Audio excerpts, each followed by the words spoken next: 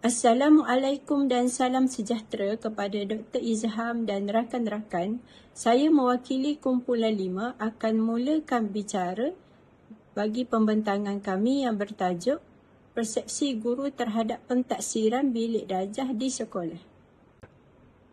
Berikut ialah ahli kumpulan kami yang terdiri daripada 6 orang, iaitu Nisa, Burhan, Aliyah, Izzati, Hasniyah dan saya sendiri, Farah. Baiklah, kita mulakan dengan pengenalan. Penilaian bilik darjah ataupun PBD mula diperkenalkan oleh Kementerian Pendidikan Malaysia pada tahun 2018. Pelaksanaannya dibuat untuk menilai dan mentafsir kemahiran serta kefahaman murid secara formatif dan sumatif berdasarkan falsafah pendidikan negara. Walau bagaimanapun, tahap pengetahuan dan juga kemahiran guru serta kesediaan guru adalah berbeza. Ini ditambah pula dengan masalah guru dan penglibatan guru bukan option. Hal ini menyebabkan terdapat keraguan dalam mengukur tahap pengetahuan murid. Pengetahuan pentaksiran yang lemah ini telah menjejaskan sedikit sebanyak proses penilaian tersebut.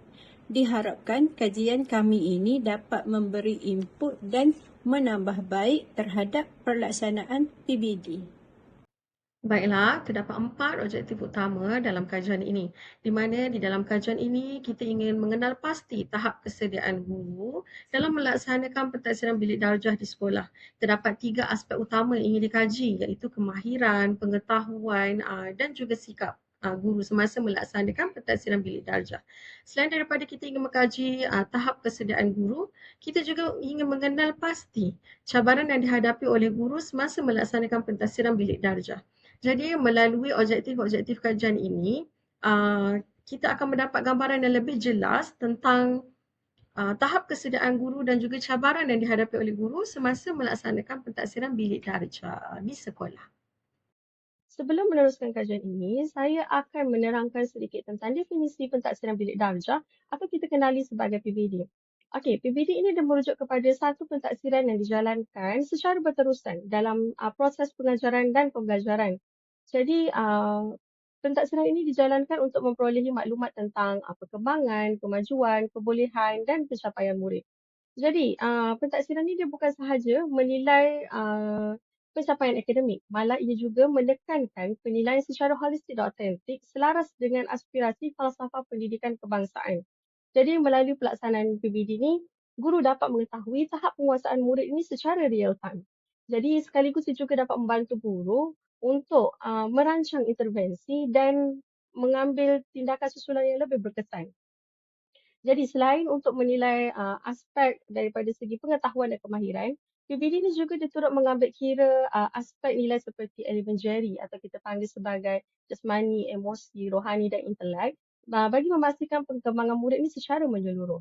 Selain daripada itu, PBD ini dilaksanakan berpandukan di SKP atau kita panggil dokumen standard kurikulum dan pentaksiran yang mengandungi standard pembelajaran, standard kandungan dan standard prestasi.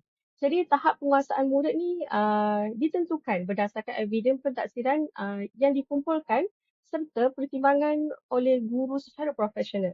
Secara keseluruhannya, kita tahu PBD ni dia memainkan peranan sebagai medium pentaksiran yang membantu melahirkan murid yang seimbang, berdaya saing dan mampu untuk mengoptimumkan potensi diri mereka ni secara menyeluruh.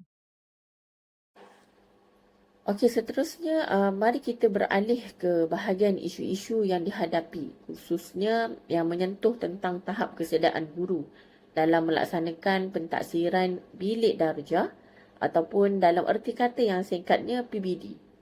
Okey, isu yang pertama iaitu pengetahuan guru. Pertama sekali kita lihat dari sudut pengetahuan guru, hasil dapatan menunjukkan masih terdapat segelintir guru yang mempunyai tahap kefahaman yang rendah terhadap konsep, prinsip dan prosedur PBD yang sebenar. Masalah utama yang sering kali timbul adalah kekeliruan dalam memahami dan membezakan antara standard kandungan, standard pembelajaran dan juga standard prestasi. Kekeliruan ini jika tidak dibendung akan menyebabkan proses pentaksiran menjadi kurang tepat dan tidak mencapai objektif asal kurikulum. Okey, isu yang kedua pula yang berkaitan dengan kemahiran pelaksanaan. Di sini kita dapat lihat kesukaran guru dalam mentaksir instrumen serta membina kriteria pentaksiran yang tepat bagi memastikan setiap murid dinilai secara adil mengikut tahap penguasaan mereka.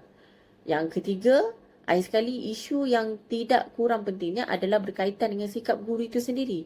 Kita dapati wujud segelintir guru yang masih bersikap pasif dan kurang yakin untuk beralih daripada kaedah peperiksaan tradisional kepada pentaksiran bilik darjah.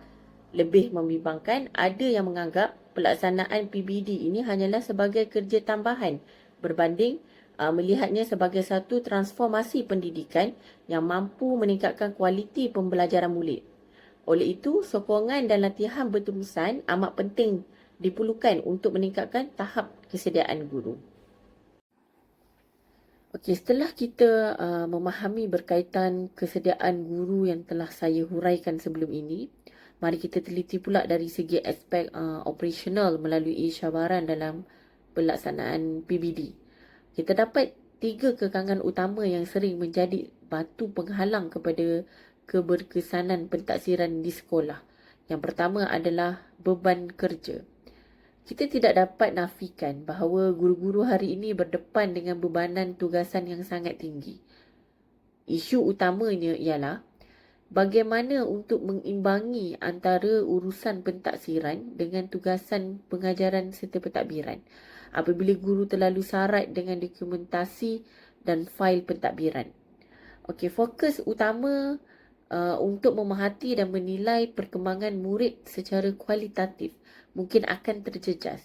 Guru merasa seolah-olah mereka memegang 2 atau 3 jawatan dalam satu masa. Yang kedua adalah isu kekangan masa. Di sini kita dapat lihat masa ini adalah satu aset yang paling berharga di dalam bilik darjah. Guru-guru sering kali merasa terbeban kerana dalam tempoh waktu pengajaran yang terhad, mereka perlu mengimbangi elemen-elemen lain dalam satu tempoh waktu yang sama dan singkat, yang akan menyebabkan proses pentaksiran dilakukan secara tergesa-gesa. Bagi isu cabaran yang ketiga pula, kekurangan sumber. Pelaksanaan PBD yang berkualiti memerlukan sokongan material yang kukuh. Namun di lapangan ini kita dapati masih terdapat sumber yang tidak mencukupi. Guru terpaksa menghabiskan lebih banyak masa untuk membina instrumen sendiri, yang akhirnya berbalik semula kepada isu beban kerja tadi. Oleh itu, isu-isu cabaran ini membentuk satu kitaran yang saling mempengaruhi. Ianya memerlukan penyelesaian sistematik agar PBD dapat dijalankan dengan lebih berkesan oleh semua guru. Terima kasih rakan pembentang. Okey, selepas kita melihat isu dan cabaran yang dihadapi oleh guru-guru di lapangan sebentar tadi, persoalan besarnya ialah bagaimana kita boleh membantu mereka. Oleh itu, saya akan mengupas beberapa cadangan pengukuhan yang bersifat holistik dan praktikal. Okey, jadi kita tengok poin yang pertama ialah memperkukuhkan aspek pengetahuan guru. Okey, bagi aspek ini ialah isu utama di lapangan masih wujud kekeliruan dan juga jurang kefahaman dalam kalangan guru untuk menterjemahkan standard kurikulum, terutamanya dalam membezakan standard kandungan dan juga standard prestasi. Oleh itu, kita beri solusi praktikal di sini ialah kita menggariskan ialah pihak pengurusan sekolah perlu memperkasakan aktiviti PLC ataupun dikenali sebagai Professional Learning Community secara berkala dan juga secara berterusan. Semasa aktiviti ini dijalankan, guru tidak hanya diberi penerangan bersifat teori sahaja, sebaliknya guru-guru panitia ni perlu duduk di dalam kumpulan yang mana di situ ada guru pakar, ada guru yang berpengalaman yang boleh bantu untuk duduk menyelaraskan penentuan tahap TP murid melalui yang kita panggil sebagai moderasi silang. Okey, tindakan ini amat praktikal kerana akan memastikan skor TP yang diberikan kepada pelajar kita ni adalah adil, kekal dan konsisten, bukan hanya bersifat subjektif ataupun dipengaruhi oleh emosi guru semata-mata. Okey, seterusnya kita lihat poin yang kedua, iaitu memperkukuhkan aspek kemahiran praktikal guru. Okey, kita lihat di sini masalah yang kerap dihadapi oleh guru bukan terutamanya guru yang bukan option ialah kesukaran untuk mengaplikasi kaedah pentaksiran secara sistematik dan lemah untuk membina instrumen. Okey, bagi mengatasi masalah ini, cadangan kami ialah kita membuat latihan dalam perkhidmatan di peringkat daerah maupun di peringkat sekolah yang diubah kepada bengkel secara hands-on. Macam mana? Bukannya seperti sebentar tadi, bukan hanya ceramah tapi JPN dan juga PPD perlu melatih guru secara praktikal untuk merekod dan mentafsir bukti pembelajaran pelajar. Okey, di sini guru-guru akan diberikan pendedahan mendalam untuk membanyakkan, untuk memvariasikan kaedah pentafsiran ini berdasarkan PDPC terbeza. Okey, apabila kemahiran praktikal ini mantap, barulah guru-guru ni mempunyai keupayaan untuk memperbagaikan instrumen sama ada dalam pemerhatian, lisan, bertulis ataupun projek mengikut acuan dan aras kecerdasan murid yang berbeza. Okey, seterusnya kita pergi kepada poin yang ketiga iaitu memperkukuhkan aspek sikap dan motivasi guru. Okay, jika kita tengok bagi isu kurang sikap positif yang menganggap PBD ni sebagai satu bebanan fail birokrasi dan juga dokumentasi yang rencam secara berterusan. Okey, kajian terbaru oleh Nur Farah Aina Darwira dan rakan-rakan pada tahun 2025 membuktikan bahawa sokongan institusi yang inklusif amat mustahak untuk memberikan motivasi kepada guru. Oleh itu, kami mencadangkan agar pihak sekolah mempertingkatkan motivasi guru ni melalui ganjaran ataupun penghargaan terhadap amalan terbaik PBD di sekolah. Okey, seterusnya pihak sekolah perlulah menyediakan sokongan emosi melalui pementoran yang dipimpin oleh guru cemerlang ataupun guru kanan. Apabila guru-guru ni ada leader di atas, ada support system yang baik di sekolah, mereka akan rasa mereka ada orang yang akan memberi tunjuk ajar dan tekanan emosi mereka juga akan berkurang. Secara automatik ini akan mengubah persepsi dan membentuk sikap lebih proaktif untuk melihat PBD ini sebagai satu alat murni yang boleh membantu pelajar, bukannya yang alat yang akan menyebabkan para guru ni terbeban. Akan masuk slide kedua cadangan pengukuhan, iaitu slide ini akan memfokus kepada pengukuhan bagi aspek cabaran guru. Okey, di bawah ini kita menggariskan 3 strategi utama untuk menangani masalah ini. Okey, jika kita lihat poin yang pertama ialah menangani pengurusan beban kerja guru. Seperti yang kita sedia maklum, para guru ni mengalami masalah lambakan dokumentasi dan tugasan pengkeranian yang mengambil masa guru-guru untuk yang mengganggu mereka untuk fokus di dalam kelas. Jadi bagi menangani isu ini, pihak sekolah perlu memperkenalkan ekosistem portfolio digital murid dengan menggunakan storan awan seperti Google Drive. Langkah ini membolehkan guru menyimpan bukti pembelajaran murid secara maya tanpa perlu menguruskan fail fizikal yang tebal.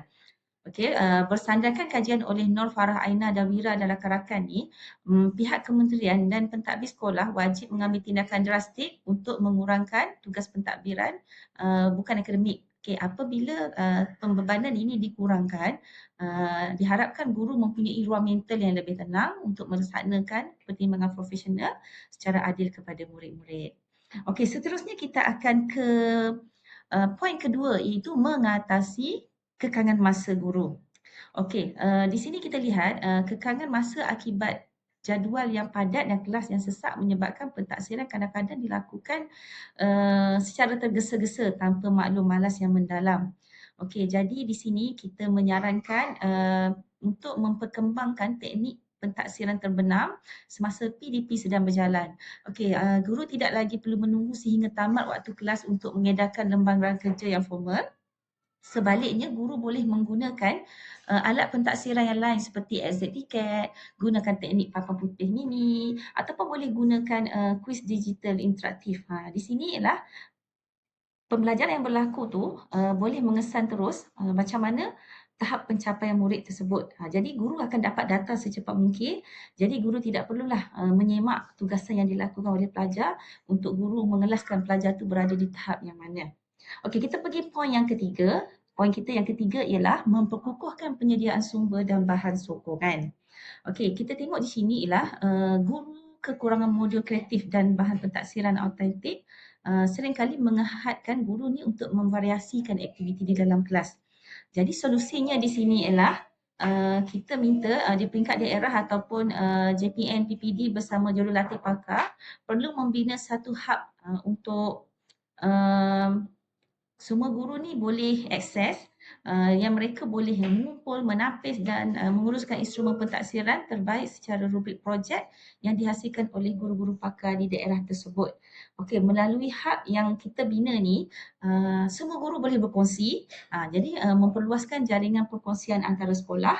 Okey, guru-guru lain ni tidak perlu buang masa untuk membina bahan dari kosong. Bermaksud di sini mereka hanya muat turun, buat sedikit ubah suai dan boleh terus menggunakannya. Ini akan menjimatkan masa dan juga mampu meningkatkan kebolehpercayaan penilaian PBD itu sendiri.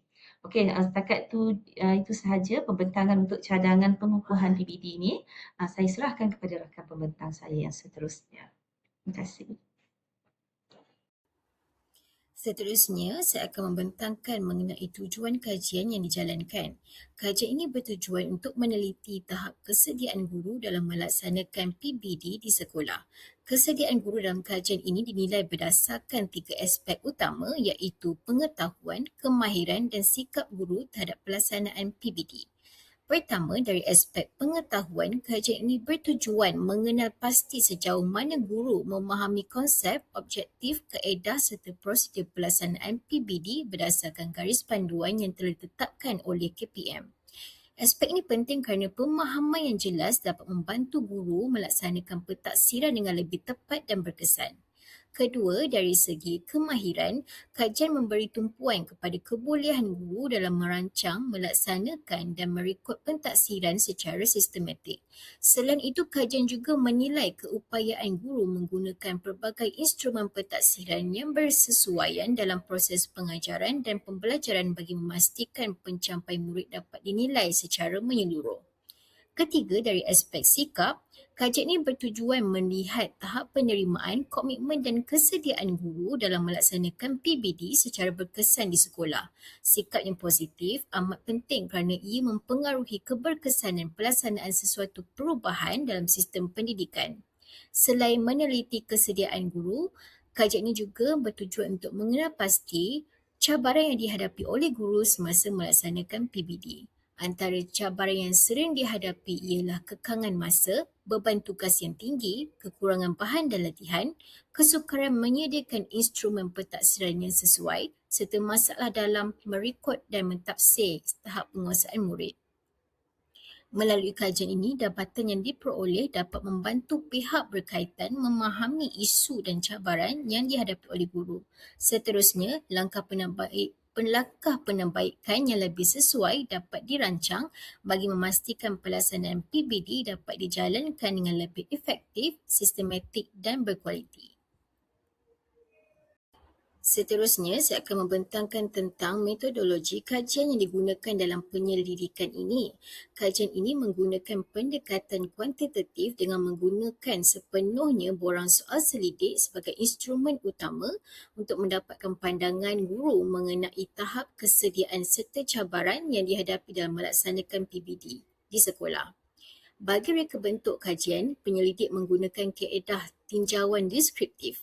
Kaedah ini dipilih kerana ia bersesuaian untuk mengumpul maklumat dan mendapat gambaran sebenar berkaitan tahap kesediaan guru serta cabaran yang mereka hadapi dalam pelaksanaan PBD. Dari segi populasi, seramai 45 orang guru terlibat. Daripada jumlah tersebut, 40 orang guru telah dipilih sebagai responden melalui kaedah pensampilan merawak. Untuk pengumpulan data, borang soal selidik yang menggunakan skala Likert 5 mata telah diedarkan kepada responden melalui Google Form. Penggunaan skala ini membolehkan responden memberikan tahap persetujuan mereka terhadap setiap penyataan yang dikemukakan secara lebih sistematik dan teratur. Selain itu, pembinaan instrumen soal selidik adalah berdasarkan instrumen yang telah diubah suai. Pengubahsuaian instrumen ini dibuat bagi memastikan kesesuaiannya dengan objektif dan konteks kajian yang dijalankan. Responden diberikan tempoh selama 5 hari untuk menjawab soal selidik dan setelah semua maklum balas diterima, data yang dikumpulkan dianalisis menggunakan perisian SPSS versi 27. Bagi analisis data, kajian ini menggunakan statistik deskriptif yang melibatkan nilai min dan sisihan piawai. Analisis ini digunakan untuk menghuraikan tahap kesediaan guru serta cabaran yang dihadapi dalam pelaksanaan PBD. Seterusnya, bagi mentafsir keputusan kajian, penyelidik menggunakan interpretasi skor min yang digunakan bagi menentukan tahap setiap konstruk yang dikaji dalam pendidikan ini. Slide ini memaparkan rumusan dapatan kajian berdasarkan demografi responden yang mempunyai kekerapan tertinggi bagi setiap aspek yang dikaji. Berdasarkan analisis yang dijalankan, majoriti responden adalah perempuan iaitu sebanyak 72.5% daripada keseluruhan responden. Dari segi umur, kumpulan yang paling ramai ialah responden yang berumur 26 hingga 35 tahun dengan peratusan sebanyak 47.5%. Bagi tahap kelulusan akademik pula, majoriti responden memiliki ijazah sarjana muda iaitu sebanyak 47.5%. Manakala dari aspek pengalaman mengajar, kumpulan tertinggi daripada responden yang mempunyai pengalaman 1 hingga 5 tahun dengan peratusan 32.5%. Kesimpulannya, dapatan demografi ini memberi gambaran yang jelas tentang latar belakang responden dan membantu dalam memahami konteks keseluruhan kajian yang dijalankan. Slide ini menunjukkan dapatan demografi bagi 14 orang responden yang terlibat dalam kajian ini. Dari aspek jantina, majoriti responden adalah perempuan iaitu seramai 29 orang bersamaan 72.5%, manakala responden lelaki seramai 11 orang bersamaan 27.5%. Bagi umur, kebanyakan responden berada dalam lingkungan umur 26 hingga 35 tahun iaitu seramai 19 orang atau 47.5%. Ini diikuti oleh responden berumur 36 hingga 45 tahun seramai 11 orang atau 27.5%. Manakala 9 orang atau 22.5% berumur 46 tahun ke atas, hanya seorang responden berumur antara 18 hingga 25 tahun. Berdasarkan catapan yang dipaparkan menunjukkan kelulusan tertinggi ikhtisas, majoriti responden mempunyai ijazah sarjana muda iaitu sebanyak 47.5% daripada keseluruhan responden. Seterusnya, 35% responden memiliki diploma pendidikan menjadikannya kategori kedua tertinggi dalam kajian ini. Manakala sebanyak 17.5% responden berada dalam kategori lain-lain kelulusan. Secara keseluruhannya, dapatan ini menunjukkan bahawa hampir separuh daripada responden mempunyai kelayakan pada peringkat ijazah sarjana muda diikuti oleh diploma pendidikan manakala sebahagian kecil terdiri daripada kelulusan lain. Berdasarkan catapan yang dipaparkan menunjukkan pengalaman mengajar, kumpulan responden terbesar mempunyai pengalaman mengajar 1 hingga 5 tahun iaitu sebanyak 32.5%. Seterusnya, 22.5% responden mempunyai pengalaman mengajar 20 tahun ke atas menunjukkan terdapat juga guru yang sangat berpengalaman dalam kajian ini. Bagi kategori 11 hingga 15 tahun, peratusannya ialah 15%, manakala 12.5% responden mempunyai pengalaman mengajar 6 hingga 10 tahun. Selain itu, 10% responden mempunyai pengalaman mengajar kurang daripada 1 tahun dan kategori paling kecil ialah 16 hingga 19 tahun iaitu sebanyak 7.5%. Secara keseluruhannya, dapatan ini menunjukkan bahawa responden terdiri daripada guru yang mempunyai pengalaman mengajar yang pelbagai, daripada guru baharu sehingga guru yang sangat berpengalaman.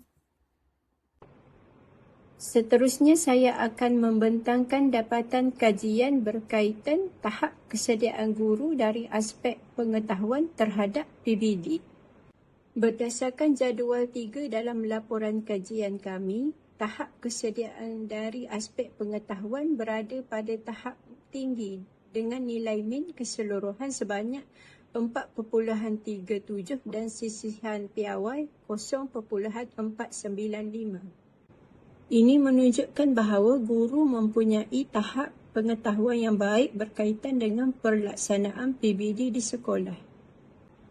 Item yang mencatatkan min tertinggi ialah PBD berlaku secara formatif dan sumatif dengan nilai min 4.50 dan sisihan piawai 0.506. Dapatan ini menunjukkan bahawa kebanyakan guru memahami PBD dilaksanakan melalui dua bentuk pentaksiran, iaitu formatif yang berfokus kepada aktiviti di dalam kelas dan sumatif yang berfokus kepada pencapaian murid. Manakala item yang mencatatkan min terendah ialah PBD wajib dilaksanakan di semua sekolah sejak 2017 bagi semua mata pelajaran yang dikendalikan oleh KPM dengan nilai min 4.15 dan sisihan piawai 1.001. Walaupun ia merupakan item dengan min terendah, nilai ini sebenarnya masih berada pada tahap tinggi dan menunjukkan bahawa guru mempunyai pengetahuan yang baik mengenai pelaksanaan PBD. Secara keseluruhannya, dapatan kajian ini menunjukkan bahawa guru mempunyai tahap pengetahuan yang tinggi terhadap PBD. Guru yang memahami konsep pelaksanaan serta prosedur PBD dengan baik akan menjayakan lagi pentaksiran ini secara berkesan di sekolah. Okey, seterusnya mari kita beralih kepada aspek kemahiran di bawah bahagian dapatan kajian bagi tahap kesediaan guru.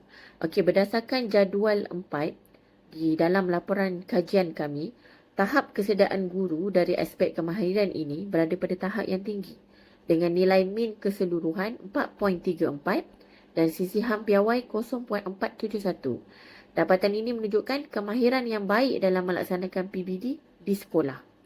Memetik data daripada hasil kajian, skor min tertinggi yang dicatatkan adalah sebanyak 4.48 dengan sisihan piawai 0.554. Skor ini menyatakan saya dapat mempelbagaikan kaedah pentaksiran berdasarkan tahap penguasaan pelajar.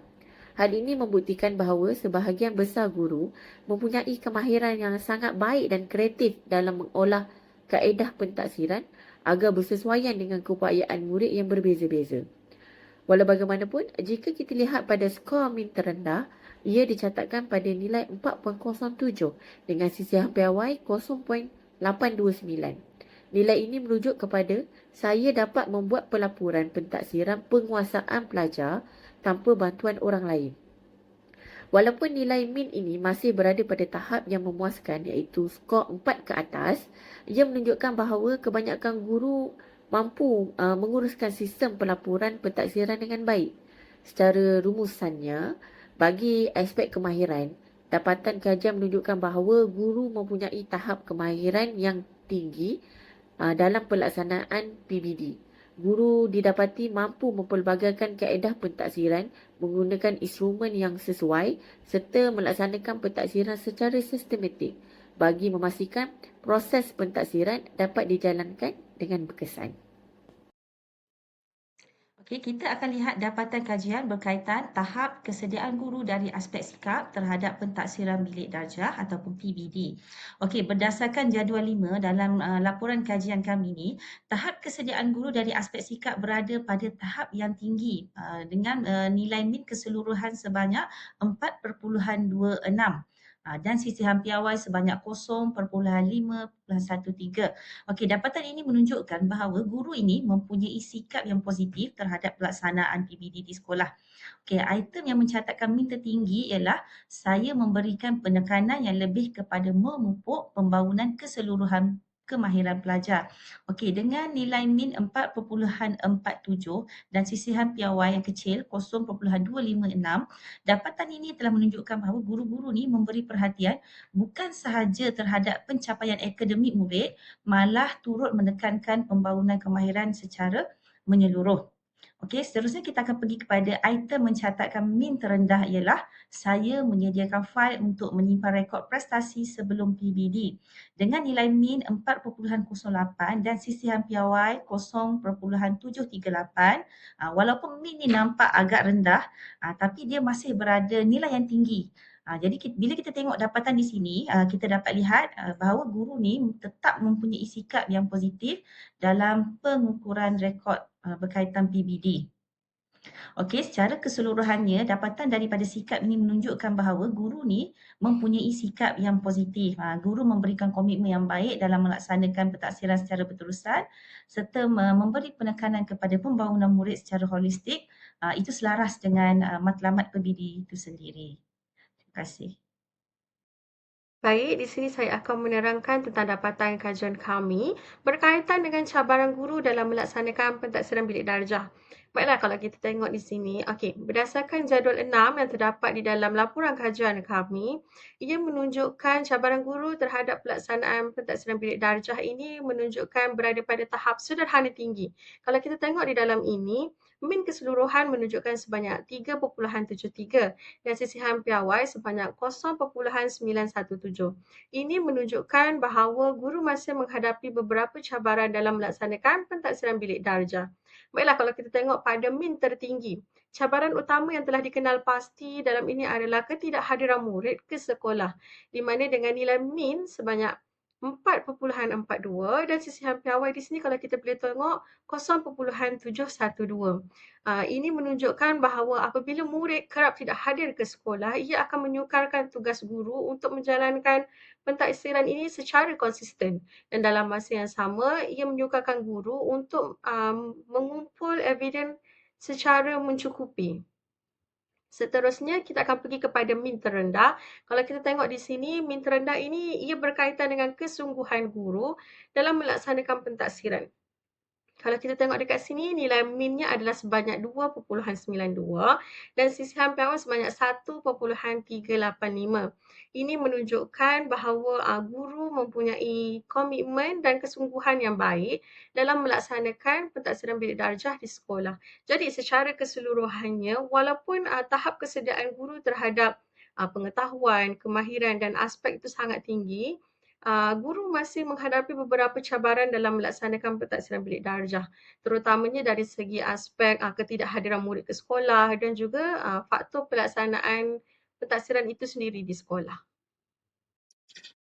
Assalamualaikum warahmatullahi wabarakatuh dan selamat sejahtera kepada Dr. Izham dan juga rakan-rakan yang lain.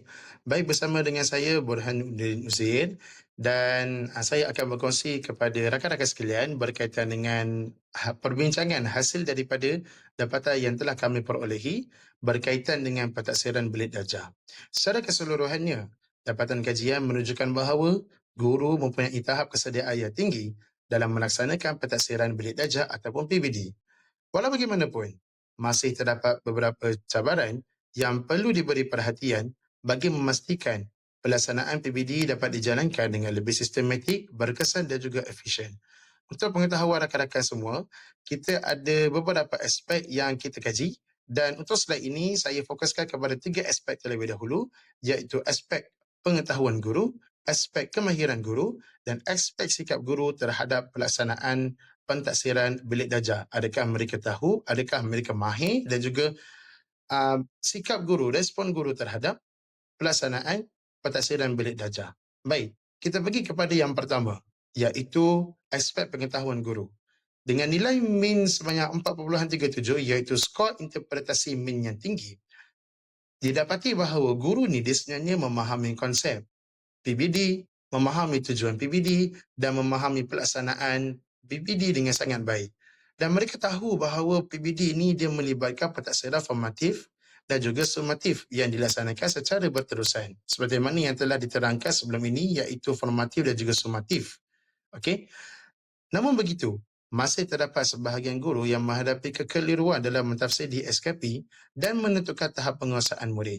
Okey, walau bagaimanapun, ada sebahagian daripada guru-guru dia menghadapi kesukaran untuk mereka nak menafsir dokumen standard kurikulum dan juga pentaksiran sama ada aspek-aspek elemen mentas kurikulum, aspek nilai murni, aspek kemahiran berfikir, aspek kemahiran belajar cara belajar, aspek standard kandungan, aspek sedia pembelajaran, aspek cadangan PAK ke-21, apa hasil kriteria kejayaan yang mereka akan perolehi. Oleh sebab itu, latihan dan juga bimbingan berterusan perlu diperkukuhkan bagi memastikan guru-guru ni dia betul-betul faham tentang isi yang yang terdapat di dalam di-SKP berdasarkan kepada subjek-subjek yang mereka ajar. Kalau contoh subjek yang mereka ajar adalah subjek sejarah, jadi dia kena faham betul-betul tentang di-SKP berkaitan dengan sejarah. Apa sebenarnya kehendak yang kementerian mahukan. Okey. Dan juga menentukan tahap penguasaan murid itu pun juga menghadapi satu kesukaran sebab kita kena tengok guru ni dia kena tahu pelajar ni dia punya tahap dia sampai mana. Adakah TP2, TP3 dan setiap daripada TP itu dia ada ciri-ciri yang tertentu. Jadi dia kena tahulah pelajar ni dia dekat tahap penguasaan mana sampai dia betul-betul mahir. So itu kita katakan sebentar tadi latihan, bimbingan dan beberapa khusus bengkel dan sebagainya perlu diperkukuhkan bagi memastikan guru ni dia betul-betul faham tentang apa yang dikehendaki.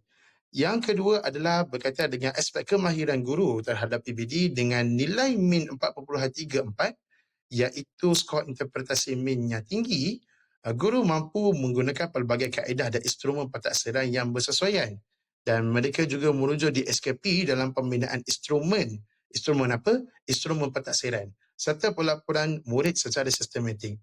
Namun masih terdapat guru yang memerlukan sokongan dalam aspek pelaporan dan pengurusan data pentadsiran secara digital. Makna kata dia, kebanyakan daripada guru dia tahu bagaimana hendak membina instrumen, bagaimana nak melaporkan murid hasil daripada pelaksanaan PBD. Namun nak menukarkannya secara digital itu perlukan masa, perlukan latihan, perlukan bimbingan supaya selari dengan kehendak pendidikan semasa iaitu berteraskan kepada teknologi bagi melahirkan guru yang jauh hari digital agar dapat membentuk murid yang fasih digital. Baik, kemudian yang ketiga pula daripada sikap guru iaitu nilai min yang diperolehi adalah sebanyak 4.26 iaitu tinggi. Okay, dapatan menunjukkan bahawa guru mempunyai sikap yang positif dan komitmen yang tinggi terhadap pelaksanaan PBD dan guru juga turut memberi penekanan kepada pembangunan kemahiran murid seperti komunikasi, kerjasama dan pemikiran kritis serta melihat PBD sebagai medium untuk membangunkan potensi murid secara holistik. Maksudnya di sini adalah guru ni dia mempunyai sikap yang positif apabila melaksanakan PBD dan memberi penekanan kepada kemenjadian murid, memberi penekanan kepada kemahiran murid. Kalau murid tu dia mampu berkomunikasi, so kita bagi tinggilah. Kalau dia bagi kerjasama, dia bagi pemikiran kritis, kolaboratif dan beberapa aspek yang lain. Dan melihat sebagai PBD ni as satu medium untuk kita nak membangunkan potensi murid untuk membangunkan bakat murid secara menyeluruh. Baik. Jadi kesimpulannya adalah ketiga-tiga aspek iaitu pengetahuan, kemahiran, sikap berada pada tahap yang tinggi. Namun usaha penambahbaikan masih perlu diteruskan bagi mengatasi cabaran PBD di sekolah. Jadi sekarang ini kita nak tengok apakah cabaran yang guru hadapi. Okey, sama ada cabaran dia adalah cabaran yang masih lagi berlaku ataupun berada pada tahap yang slow down sebab mereka dah tahu kita ada masalah ini, maybe kita boleh selesaikan secara kendiri sebab kita dah tahu macam mana selesaikan. Jadi kalau nak tahu apakah dia, kita pergi ke slide yang seterusnya. Baik, kalau sebelum ni kita dah terangkan berkaitan dengan aspek penguasaan guru iaitu melalui 3 aspek iaitu pengetahuan, kemahiran dan juga sikap. Untuk slide kali ini kita akan memberi fokus kepada perbincangan hasil daripada dapatan kajian berkaitan cabaran pelaksanaan PBD dan cadangan penambahbaikan. Okey, berdasarkan kajian yang telah kami jalankan, tahap cabaran guru dalam melaksanakan PBD berada pada tahap sederhana tinggi dengan nilai min sebanyak 3.73. Jadi hasil daripada itu, antara cabaran utama yang dihadapi oleh guru hasil daripada dapatan yang kami perolehi ialah ketidakhadiran murid yang menyukarkan pentadsiran dilaksanakan secara berterusan dan juga konsisten. Makna kata apabila kita hendak melaksanakan pentadsiran, tiba-tiba pula budak tu dia tak dapat datang. Jadi itu adalah cabaran yang sering kali dihadapi, bukan setakat bermula sekali, sampai sekarang pun masih lagi berlaku, iaitu ketidakhadiran murid. Selain daripada itu juga, jumlah murid yang ramai, kekangan masa serta beban tugas turut menjejaskan keberkesanan pelaksanaan pentadbiran bilik darjah. Kalau satu kelas tu lebih kurang dalam 40 ke 50 orang. Jadi kalau nak membuat pentadbiran selama satu hari agak sukar sebenarnya. Begitu juga dengan masa. Masa pengajaran kadang-kadang setengah jam, kadang-kadang 1 jam. Jadi agak sukar untuk mentaksir pada pelajar ini serta adanya tugas-tugas tambahan yang diberikan oleh pihak pentadbir. Okey. Sebenarnya dia menjejaskan keberkesanan pentadbiran bilik darjah. Okey, pelaksanaan PBD sama ada dalam kelas ataupun di luar kelas. Selain daripada itu juga, guru juga perlu mengurus pengajaran, pentadbiran, pelaporan, tugasan pentadbiran secara serentak, menyebabkan fokus terhadap pentadbiran menjadi lebih mencabar. Di samping itu juga, ini yang paling penting, kekurangan bahan sokongan dan juga instrumen pentadbiran yang pelbagai turut menghadkan pelaksanaan pentadbiran yang lebih kreatif dan juga berkesan. Jadi, untuk mengatasi cabaran tersebut, ada beberapa cadangan penambahbaikan yang kita kemukakan. Antaranya adalah latihan dan bimbingan perlu diperbanyakkan, kena sediakan modul, kena ada sumber sokongan, dan ada perlu sistem pengurusan pentadbiran perlu ditambah baik agar lebih mesra pengguna. Okey. Selain daripada itu juga, yang penting sekali adalah beban tugas. Okey, beban tugas guru bagi membolehkan mereka memberi sepenuh tumpuan yang lebih kepada pelaksanaan pentadbiran.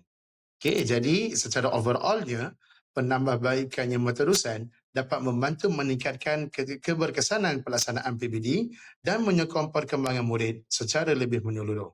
Jadi, apakah rumusan yang kami boleh berikan kepada rakan-rakan hasil daripada kajian yang kami jalankan? Kita pergi kepada slide yang terakhir. Baik, sedar tak sedar kita berada pada slide yang terakhir. Sebelum ni rakan-rakan pembentang saya pun menjelaskan kepada rakan-rakan sekalian mengenai hasil kajian yang kami jalankan berkaitan dengan pentadbiran bilik darjah. Jadi untuk akhir sekali, sebagai rumusan, kajian ini mendapati bahawa persepsi guru terhadap pelaksanaan pentadbiran bilik darjah ataupun PBT secara keseluruhannya adalah positif. Baik, dapatan kajian menunjukkan bahawa tahap pengetahuan, tahap kemahiran dan juga sikap guru berada pada tahap yang tinggi. Guru-guru ini didapati memahami konsep dan juga pelaksanaan PBD dengan baik serta mempunyai kemahiran untuk melaksanakan pelbagai kaedah pentadbiran secara sistematik dan juga berkesan. Selain daripada itu juga, guru menunjukkan sikap yang positif dan komitmen yang tinggi dalam memastikan pelaksanaan PBD selaras dengan kehendak kurikulum dan juga aspirasi pendidikan negara. Walau bagaimanapun, guru masih berhadapan beberapa cabaran ketika hendak melaksanakan PBD. Antaranya adalah kekangan masa, beban tugas, jumlah murid, ketidakhadiran murid, kekurangan bahan sokongan pentadbiran.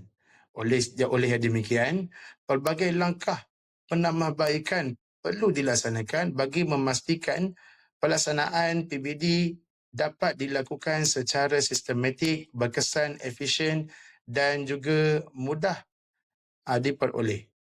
Baik, antaranya adalah latihan, kursus, kena ada aktiviti PLC, kemudian kita ada bahan sokongan yang mencukupi.